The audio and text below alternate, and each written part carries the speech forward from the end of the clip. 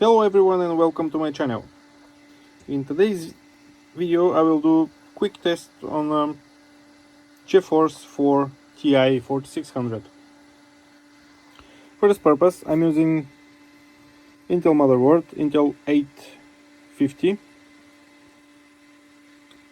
It's from OEM machine Dell Dimensions 8250. I've got 1 GB of RDRAM, Pentium for 3.06 GHz with hyper threading on socket 478. Other stuff: GeForce for 4600, 128 megabytes. I got standard PSU, integrated sound card, normal hard drive 80 gigabytes, and I do a little bit improvisation here with the fan, because on this motherboard we don't have normal connectors for fan, because it's OEM. I hate them. So I need to use one of these cables to connect fan over there. And on top of that, a normal cooler will not fit, so yeah, I need to use this, which is alright. I mean,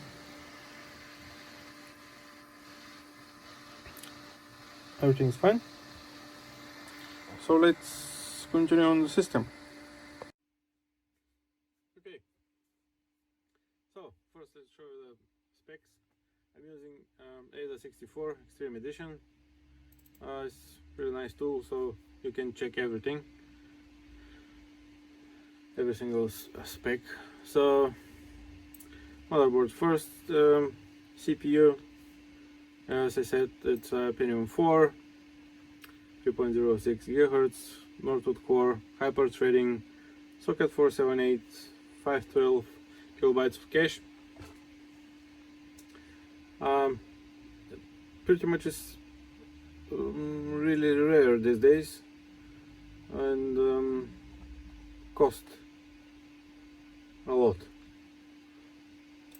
Motherboard, like I said, Dimensions 8250, dual channel RDRAM, running on 166 MHz.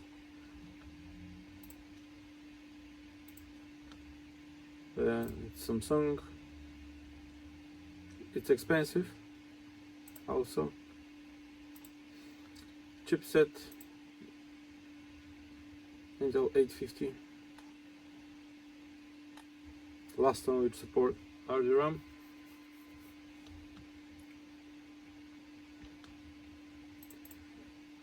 Display adapter, GPU, yeah, VisionTech GeForce for TI 4600. Yeah, pretty much is standard for XAGP.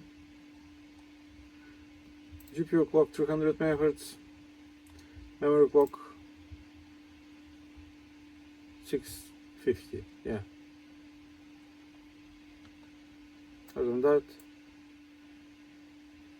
everything is normal.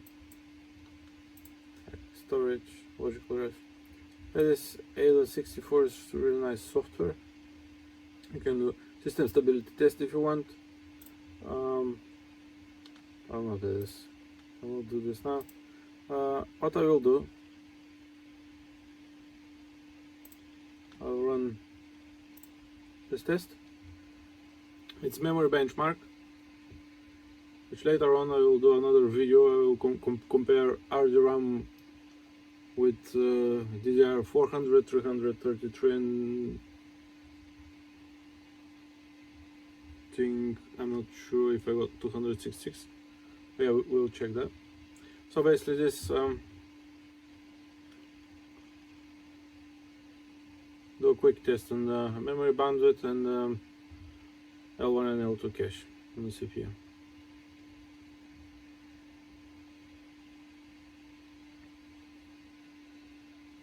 Yeah, all done.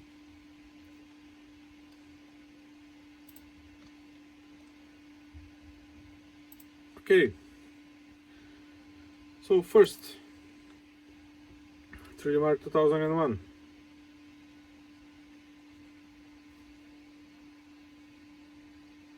I think everybody wanna see the score.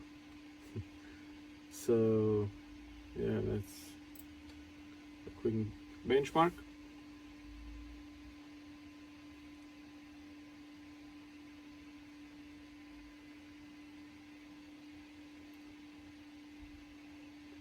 And also it's very good for system stability test. About the video card itself, it was released, I think, in the beginning of 2002.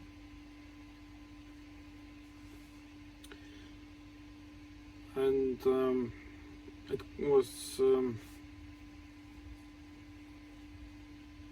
basically, it's supposed to compare with GeForce 3 Ti 500 and Radeon H500. And it's superior card, it's newer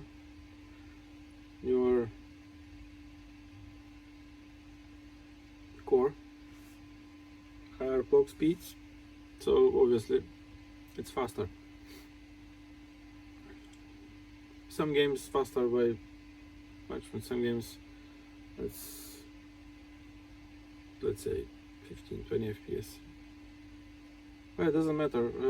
What matters is for the time it was the fastest card on the market, but also was the most expensive card on the market. I think for a price I'm not sure, I'm just guessing at the moment, but I think $600-700, and it was really expensive.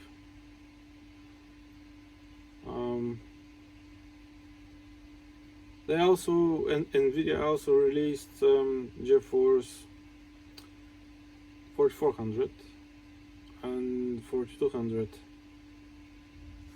Most of the people go for 4200 because it was not too big difference between the clock speeds.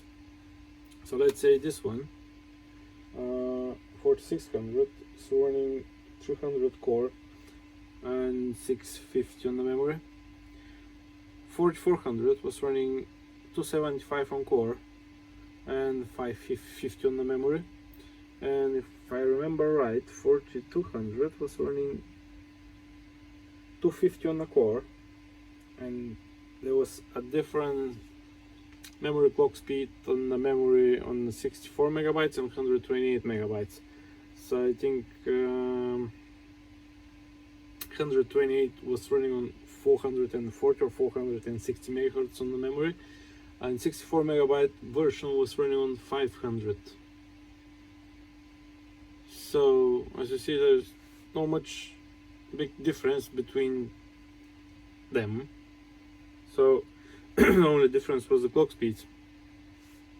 Some manufacturers put on the market 4200 with really nice memory and really fast memory, which you can overclock to, I think, 550, 575, 600 megahertz on the memory, which was almost fast as 4600. And yeah, most of the people prefer to go with 42 because it was a lot cheaper. I think it was 2 times cheaper, or 200 or 3 times cheaper, or 220, $250 or something. I'm not sure with the numbers. So I think I've got one here, which is 4200 on PNY. Unfortunately, I cannot see how fast is the memory on this one. It because it got heat sinks. But what I know from my personal testing, it can reach 315 on the core and 600 or 590 on the memory, and 64 megabytes. So yeah,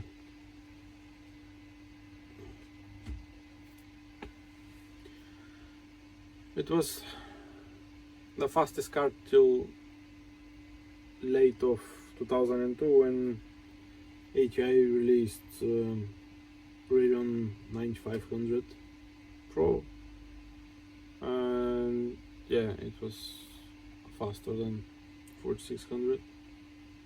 Also, it supports DirectX 9, this one supports DirectX 8, so it was a pretty big leap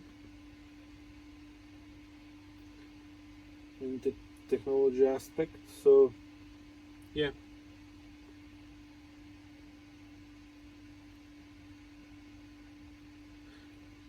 if you try to buy one these days, just for your collection or just to have one, the prices are ridiculously high.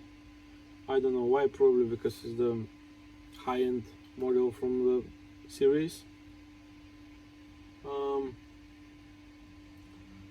On eBay you can find one from about £200. I see in the USA market one for £900. It's ridiculous. On top of that, there's only 3 cards on sale at the moment. So your best bet is, if you want to buy a card like this, your best bet is to go for 4200. But please check the review in Google first, because it's really important to find 4200 with really fast memory. I'm not sure if there is 4200 with 3.3 or 2.8 nanoseconds. At least look for 3.6, at least. This will give you 550 megahertz definitely on the memory by specs, and on top of that you can squeeze a little, let's another 25 or 50. You never know, it depends on the memory. So yeah, if you look for a performance like this and card like this, just go for 4200. But do your homework first and check the memory. Okay, so results. Everybody wants results. So 11,607 points. This is the FPS from every test. This is semi-alpha. All right. Okay. So let's continue with NFS Speed Underground. I forget to do something.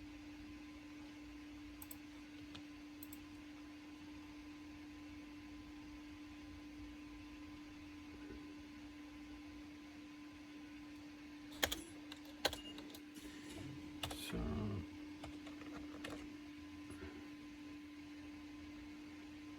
first I need to start fraps. Yeah, and then it will speed, because there's no other way. At least I don't know the other way to show the FPS in the game without fraps. I know that the fraps get some of the performance, but yeah, it's the only way for now. So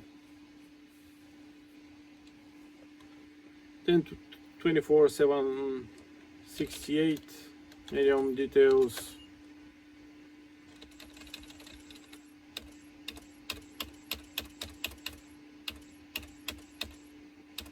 Yep. And let's see how it performs. Quick race print. Start. Nice. So this is a game from 2004. The card is from 2002, so let's check the performance. It's not bad.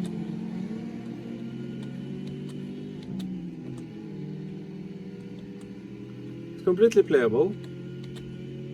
2 years after the GPU is released, still can play the game. Roughly 30 frames.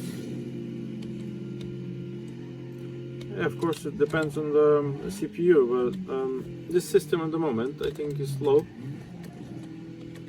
because of the RDRAM. I'm not sure yet, but I'll do the test and I'll upload the results later on. I think if you have a system with DDR400, it will be a little bit faster. I'm just assuming at the moment. So yeah. Okay, that's a medium settings, I think, and if we do like this,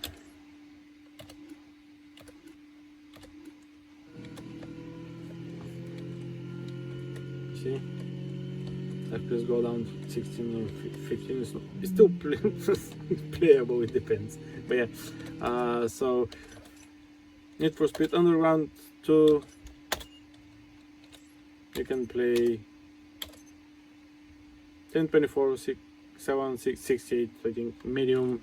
It's not medium, it's just if you go here, you can. It was like high details, but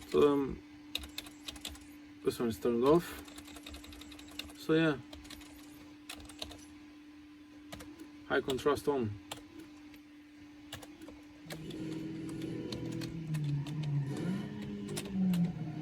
That is a great game.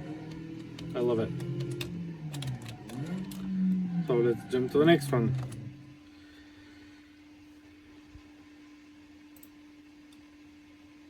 Okay.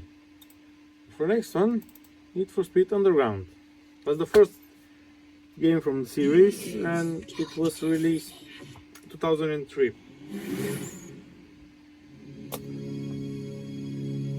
Between the two, I like first series more. My name is Mark Develis. I don't know, just the music and everything, and it's brilliant. Okay, quickly let's jump display settings. Let's do this. Customize high, everything on high. Light trails you can turn on and motion blur on, but there's no point.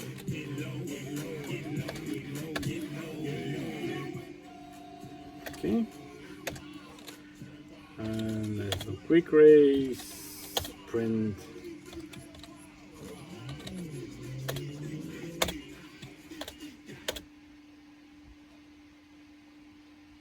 Right.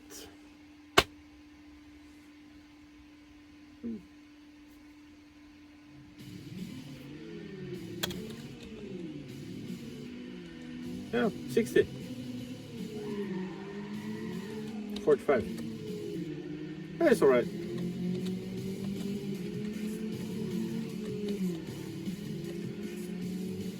It's perfectly playable. Shortcut.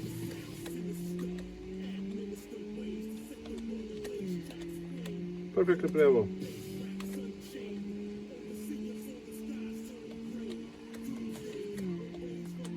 I remember I spent on this game lots of hours. I got FX 5200, brilliant card then.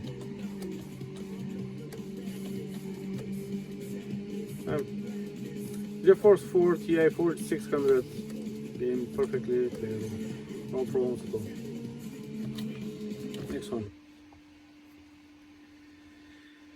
Okay, so now we can stop props now. We don't need them anymore. Okay. Okay, so now let's try Quake 3. Of course it will run. I'm just curious about the results. Let's try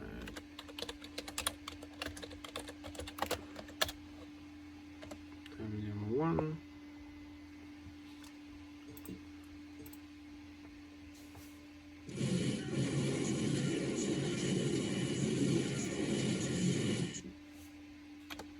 First run to 44.5.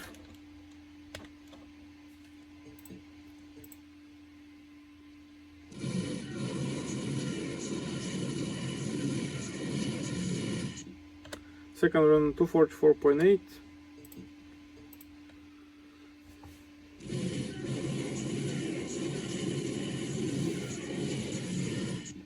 Last run to 44.4. So yeah.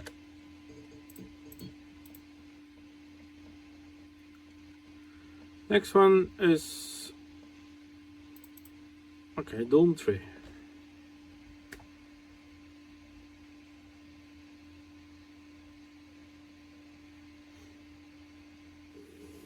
I will not play the time demo because it's awful, but I will play save from single player. So high quality 800, 600,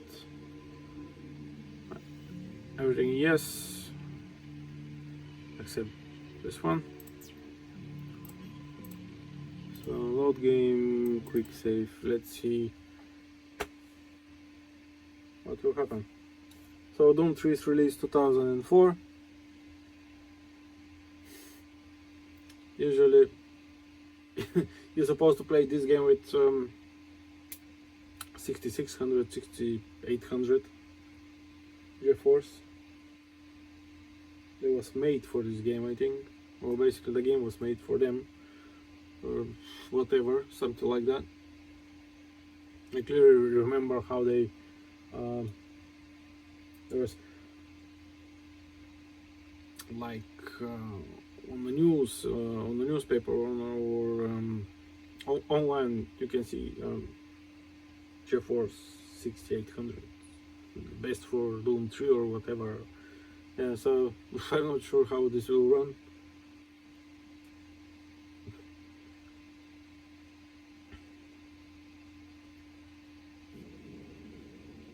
$27. When we stay still. Okay, let's move a little bit. Huh? Oh, it's brilliant. Yeah, still.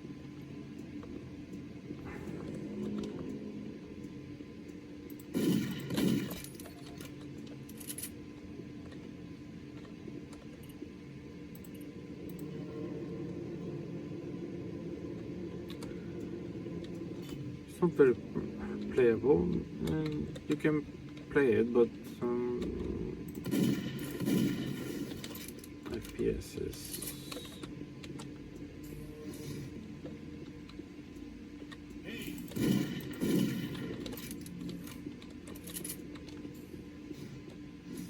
yeah, if you want you can play it. Still 10 FPS, 8 FPS. Nah.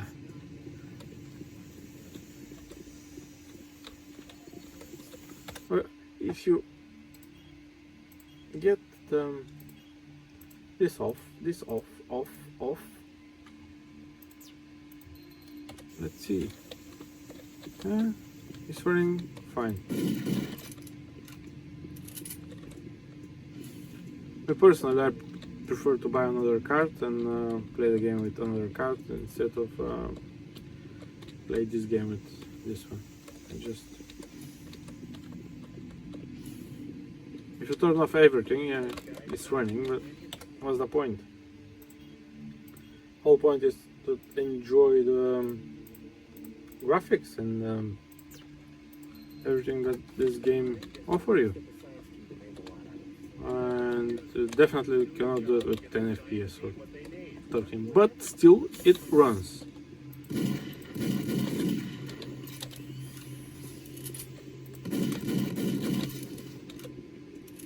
Okay, next one.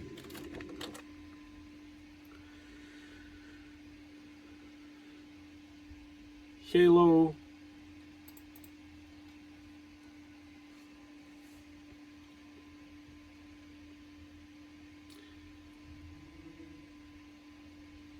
The time demo will start automatically. High settings 1024 768. Let me show you the FPS.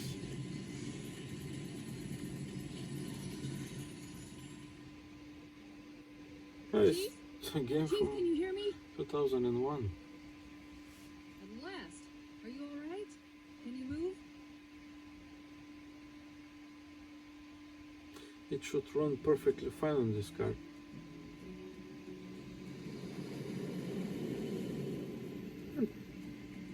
The Covenant believe that what they call the silent cartographer is somewhere under this island.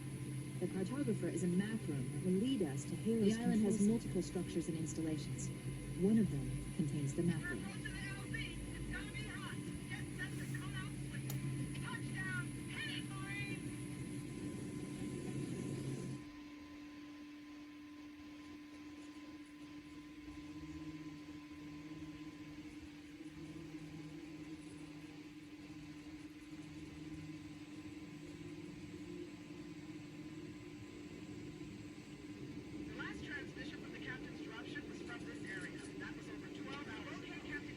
It's running fine.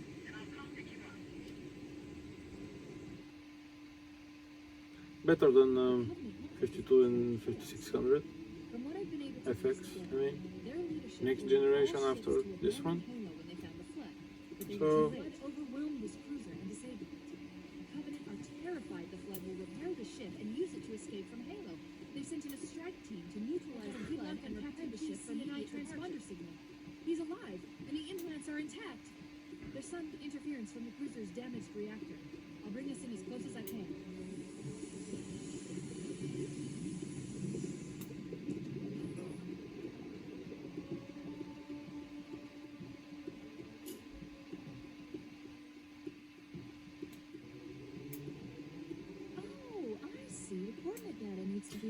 in this game on this card, I think it uses Pixel Shader 1.4. Right.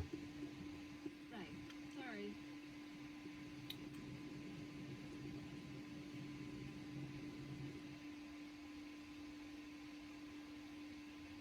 Yeah. Next one is Half-Life 2. Released 2004. Again, it's using DirectX 8 because the card don't support DirectX 9. Still,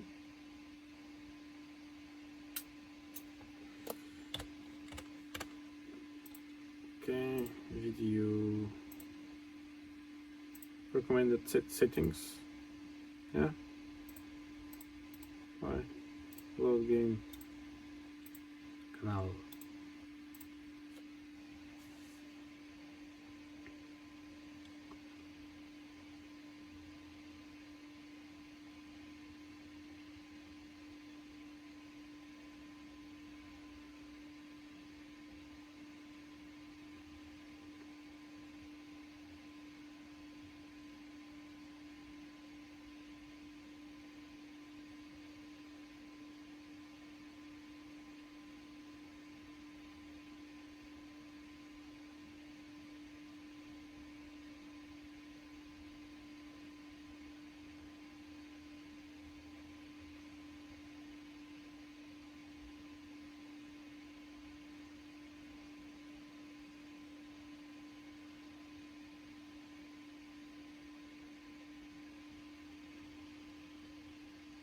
Almost there.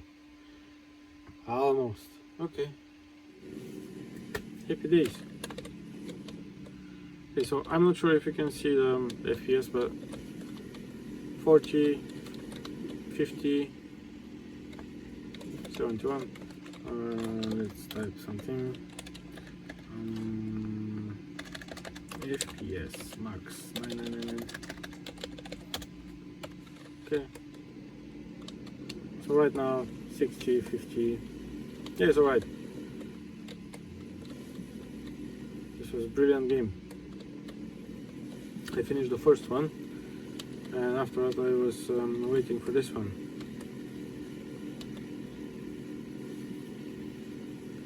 Not all of the effects are available because of DirectX 8. Yeah, so I'm perfectly fine.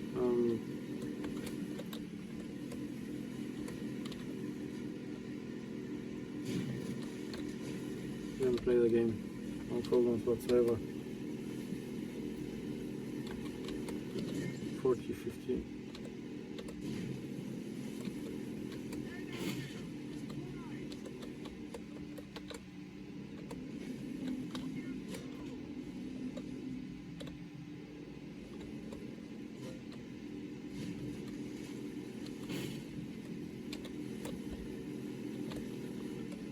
It's brilliant. If you want to play Half-Life 2 with this card, you can. No problems whatsoever.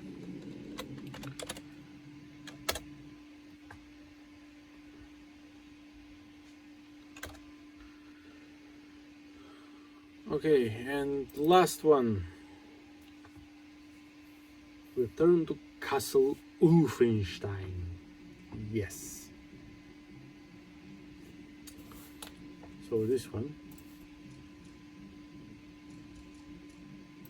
System. Original height.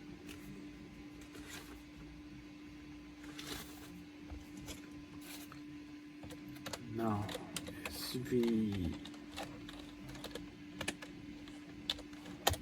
there.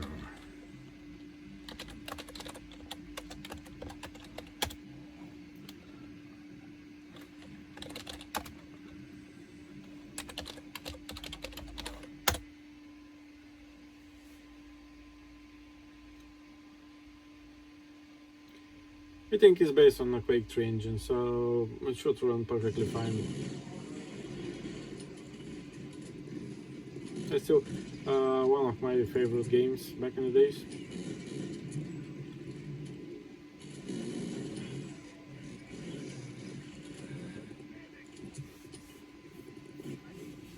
Yep.